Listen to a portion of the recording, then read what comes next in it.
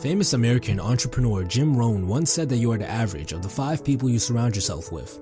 And there's a lot of truth to this.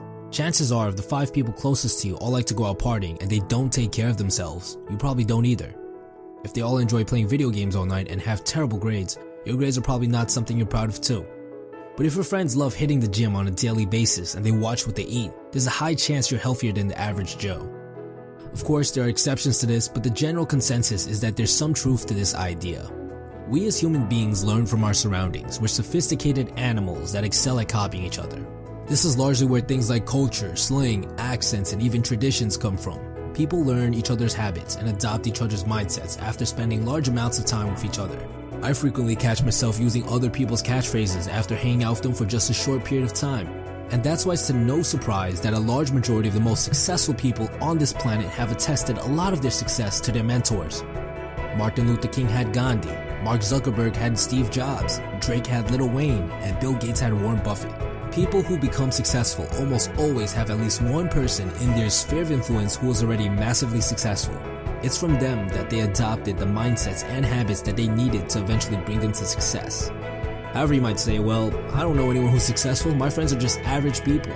But this is where the benefit of reading comes into play.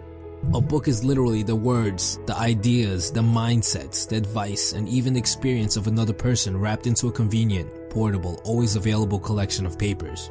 It's almost equivalent to having that person there speaking to you. 75% of self-made millionaires have even reported reading at least 2 books a month. The true benefit of reading is that you can pick and choose who you want to add to your inner group of influence that will eventually affect who you become as a person. When you read, you get a glimpse into the mind of the author. There are so many books out there that are written by people who are already massively successful in different fields. Their ideas, mindsets, and words are all waiting to be shared. If you wanted to go on a meditation retreat with Gandhi, talk politics with Martin Luther King, hit the studio with Lil Wayne, or even get business advice from Warren Buffett, all you have to do is submerge yourself by reading their words and you'll get a glimpse into their world and their way of thinking.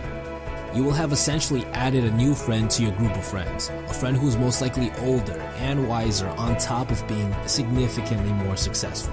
And when you do that, you start adopting some of their mindsets and their habits, because that's what we do as humans. We copy each other. And this is what eventually brings you closer to success. So challenge yourself to read.